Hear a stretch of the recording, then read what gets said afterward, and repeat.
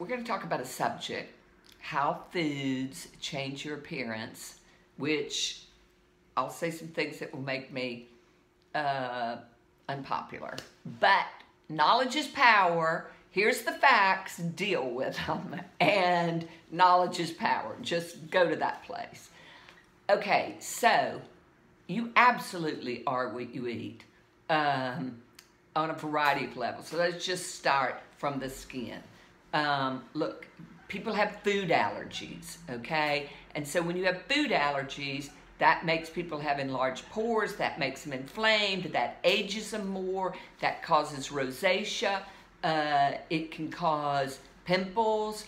I've had patients who eat a lot of tomatoes, and what the Asians taught us, Oriental medicine taught us, was that you crave what you're allergic to. So I'm an eat right for your blood type person. We all know that. Not that anything in medicine is black and white, it's all shades of gray, but it's a good way of starting. Within that, can people have food allergies? Absolutely they can.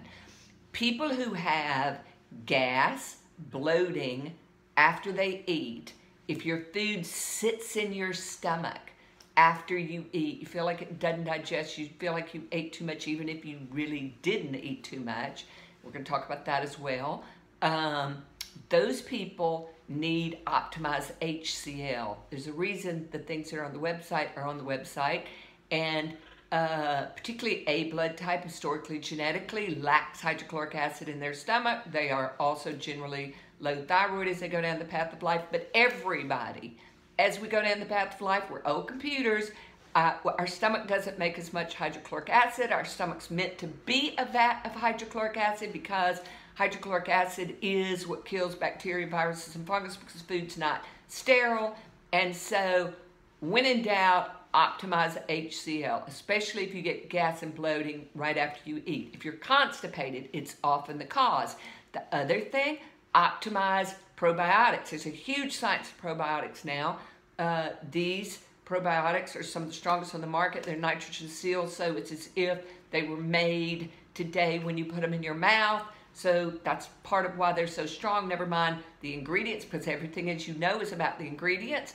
The optimized HCl, the optimized probiotics, you start out by taking them once a day for a month to make sure that your microbiome, which is critical for your skin, is to not be inflamed, and for your skin and your gut to work well. Because remember, gut inflammation is the cause of most of the problems in your body, the starting place. And this is why we're talking about food and how much to eat, etc. So optimize probiotics, you start out once a day for 1 month, and then you can go to every other day, okay, for optimized probiotics. It helps keep you from getting food poisonings, etc. Is it 100%? Nothing's 100% in this life. And then let's talk about how to eat.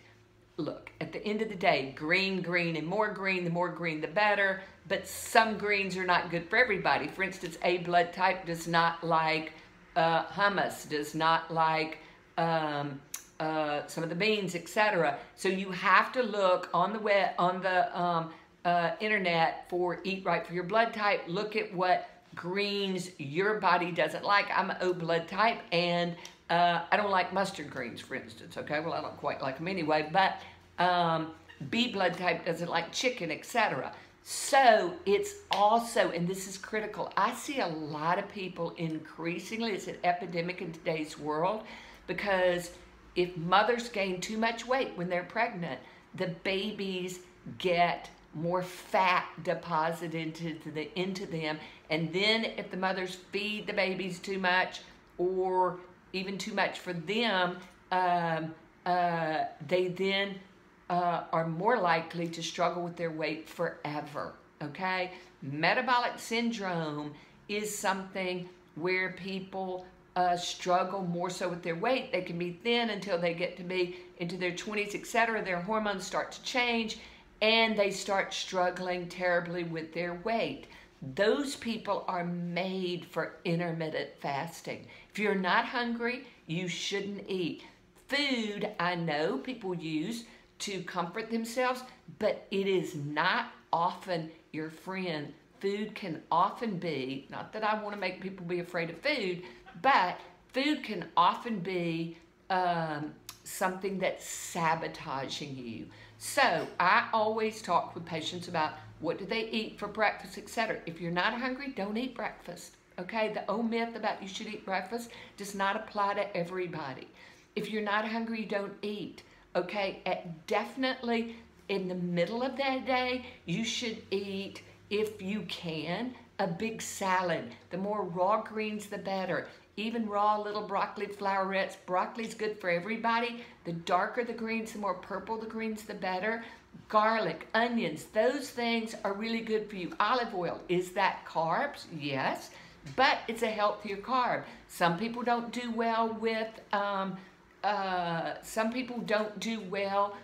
vinegar. Some people do better with lemon juice. O blood type does better with lemon juice. Apple cider or any sort of vinegar makes my stomach hurt. So you have to, your body is always talking with you about what you should eat.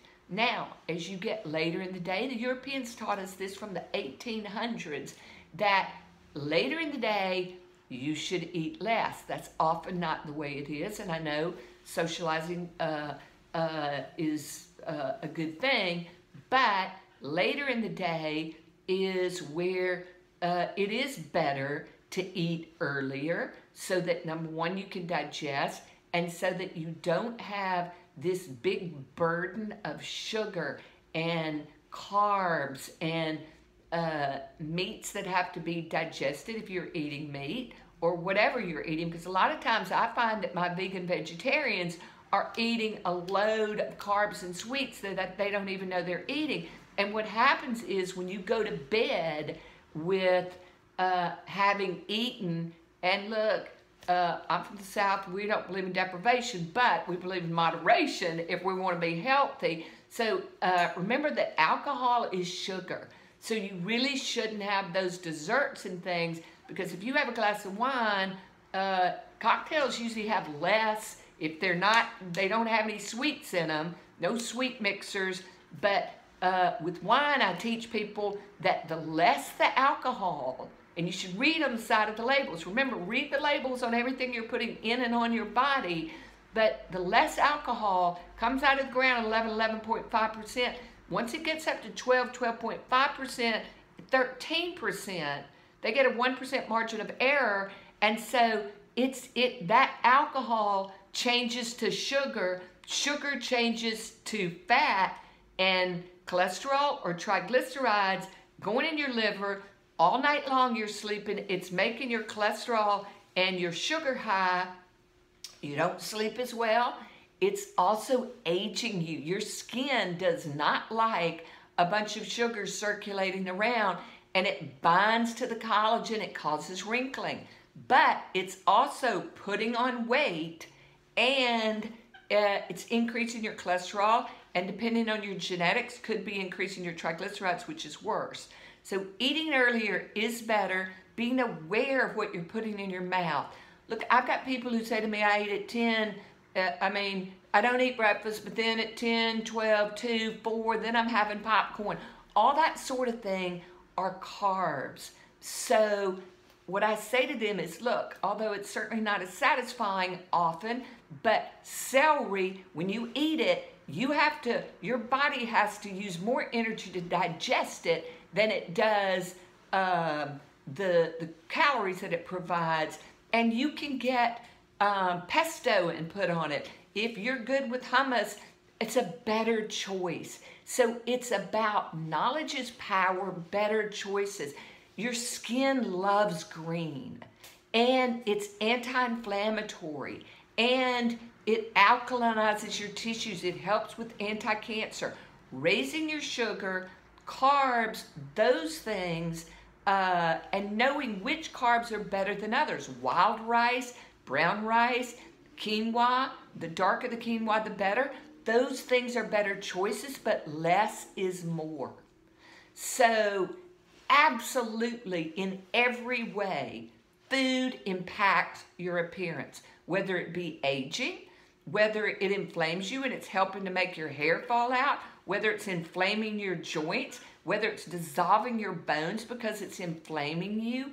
And yes, life is meant to be lived, and everything is not about no, but it's about knowledge is power, which is why I do these, to try to help you make better choices, to help you achieve your goals for health and for beauty. Thank you. I hope this helps. It will. Thank you.